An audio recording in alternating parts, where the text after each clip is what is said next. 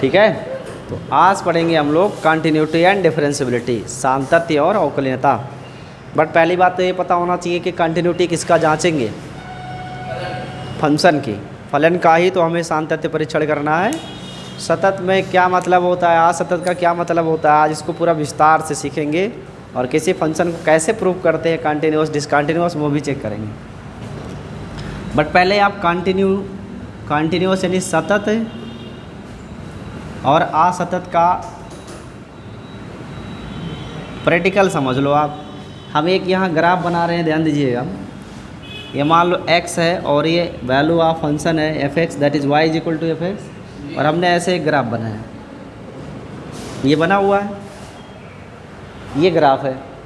इस ग्राफ को आप देखो तो ये यहाँ से स्टार्ट हुआ है, कहीं x बराबर निगेटिव ही रहा होगा, और यहाँ तक ये ग्राफ चला है। हम मान लो यहीं पर ब्रेक कर दे रहे हैं इसे, x बराबर b तक। इस बीच में आप देखो तो ग्राफ में क्या कोई जर्क है, कोई जंप है?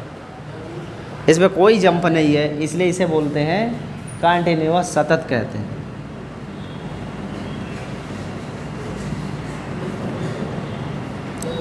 अगर ग्राफ ऐसे बनाया जाए x f(x) और ये ग्राफ ऐसे बना होता, और उसके बाद फिर ऐसे बना होता, ऐसे। तो यहाँ पे देखो इस फंक्शन में क्या है, जर्क है,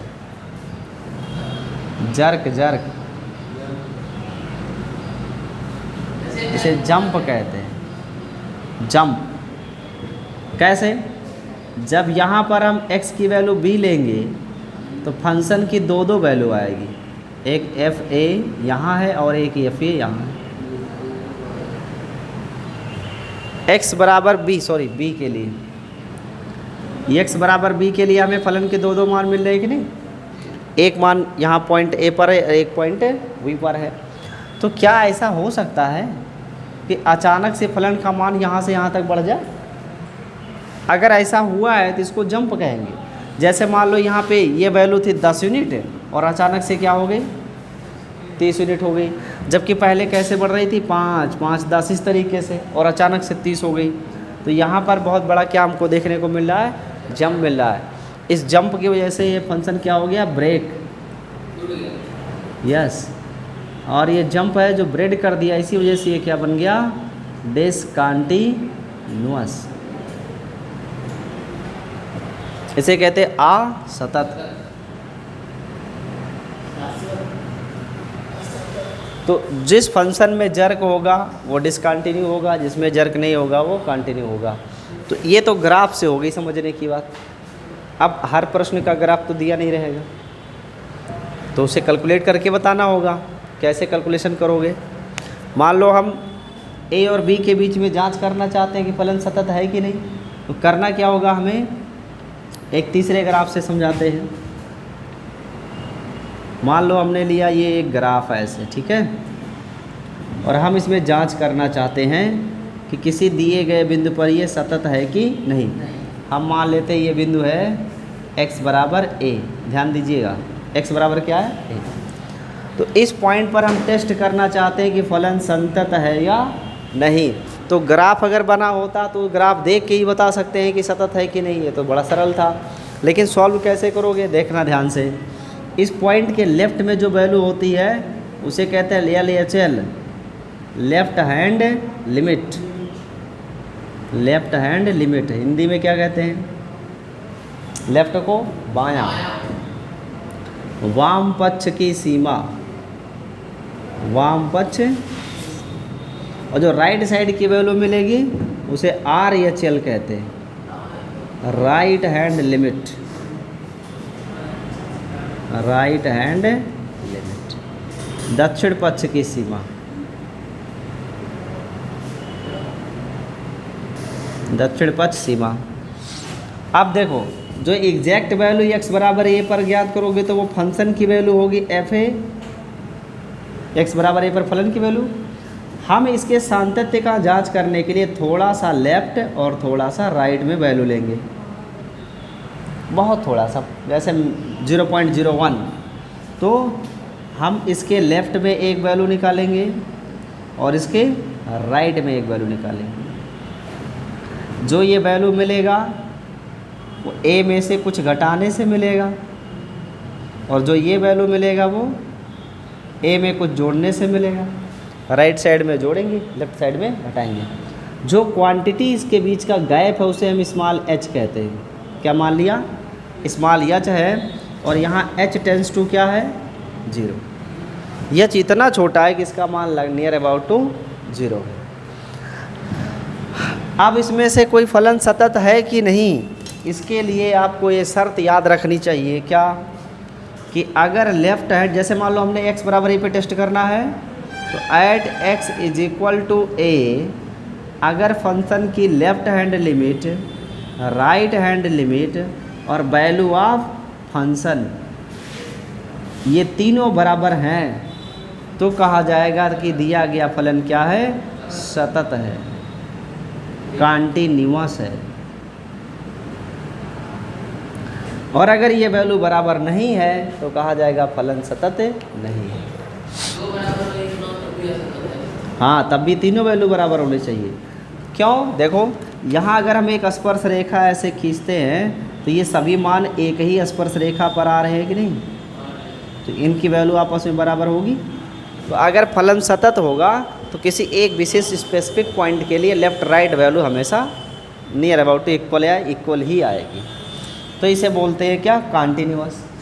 अब अगर फलन कॉन्टिन्यूअस नहीं है तो इनमें से कोई एक मान डिफरेंस आ जाएगा। कैसे ज्ञात करते हैं ये मान, वो मैं आपको एक उदाहरण से समझा देता हूँ। ग्राफ रहेगा तो कोई प्रॉब्लम नहीं है, ग्राफ में जर्क देखकर आप बता सकते हो कि कौन कॉन्टिन्यूअस है और कौन कॉन्टिन्यूअस नहीं है। लेकिन अगर ग्राफ नहीं है तो आपको ये रूल यूज़ करना पड़ेगा, इसके लेफ़्ट हैंड वैल्यू और राइट हैंड वैल्यू ज्ञात करनी होगी। तो एक उदाहरण लेते हैं एक्सरसाइज से और टेस्ट करके आपको दिखाते हैं। क्या ये ऑन स्क्रीन है? ये स्क्रीन पे है। एक्सरसाइज 5.1 NCERT का है।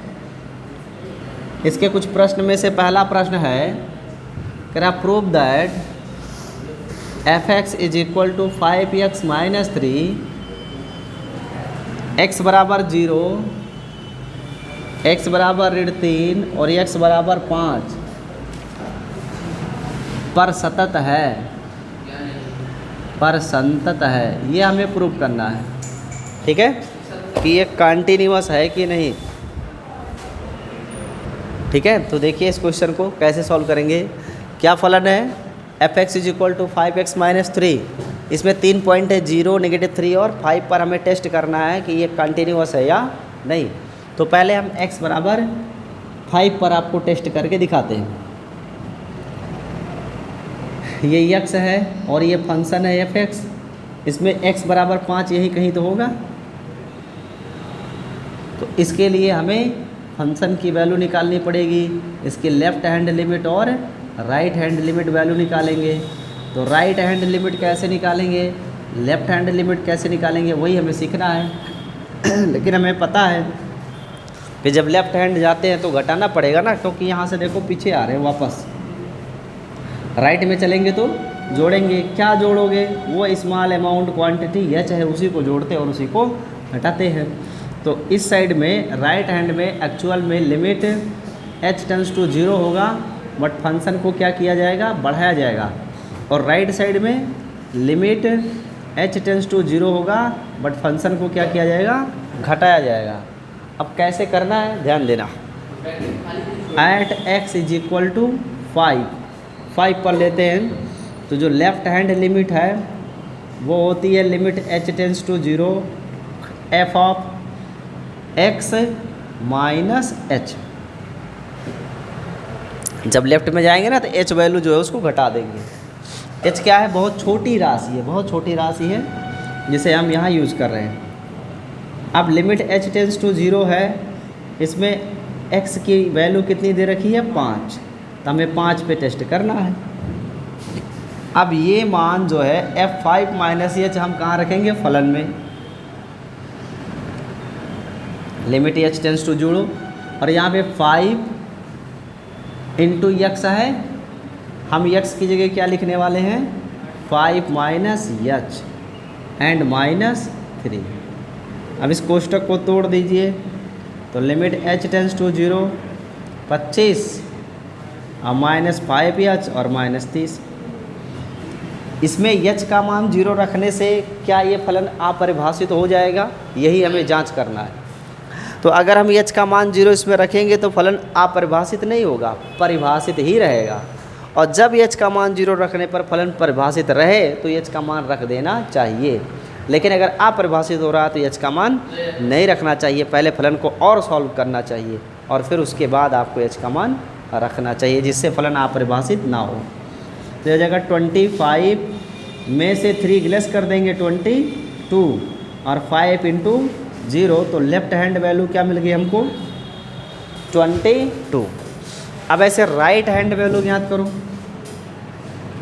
तो जब राइट हैंड लिमिट निकालेंगे तो limit h tends to 0 f of x plus h लिखना पड़ेगा। राइट साइड में वैल्यू को इंक्रीज करेंगे। इसमें x की जगह क्या यूज़ करने वाले हैं हम 5 प्लस h, इसमें मान रख देते हैं। x का मान निकालने के लिए 5 प्लस h का मान यहाँ रखना पड़ेगा, तब मिलेगा f5 प्लस h। तो हो जाएगा 5 limit h tends to 0 5 into 5 plus h minus 3। कोष्टक तोड़ा जाए 25 प्लस 5h माइनस 3। हम इसमें h का मान 0 रख देंगे और 25 से 3 घटाओगे तो 22 आएगा। अब प्लस 5 इंटू एच, तो मान क्या आ गया 20। तो हमने लेफ्ट वैल्यू निकाला, राइट वैल्यू निकाला, दोनों वैल्यू आ गई। अब फंक्शन की वैल्यू निकालो। यहाँ जगह है, यहाँ लिख दे रहे हैं, ये ऑन स्क्रीन है। तो वैल्यू ऑफ फंक्शन हिंदी में लिखे तो फलन का मान। तो फलन का मान कितने बिंदु पर x बराबर 5 पर, x बराबर 5 यहाँ रखेंगे तो जो fx है वो एक्चुअल में है 5x माइनस 3, इसमें x की जगह रखेंगे 5। तो 5 इंटू 5 माइनस 3 बराबर क्या आया 22 ही तो आया कि नहीं। तो लेफ्ट हैंड लिमिट कितनी आई है 22, राइट हैंड लिमिट कितना आया 22, फंक्शन की वैल्यू क्या आई 22। तो क्या ये इस तरीके से तीनों मान आपस में बराबर नहीं आ गए, और अगर बराबर आ गए तो फलन क्या है कंटिन्यूअस है, बस हो गया। Since left hand limit right hand limit and also the value of function is equal, अतः x बराबर 5 पर फलन सतत है। अरे वो k नहीं है r है, ठीक है। तो इस तरीके से सातत्य का जांच करते हैं। हमने एक बिंदु पे किया, अब ऐसे 0 पे -3 पे कोई भी बिंदु दिया जाएगा उस पर आप जांच कर सकते हैं। तो इतना नोट कर लीजिए, फिर इसका आगे आपको बताते हैं अच्छे से।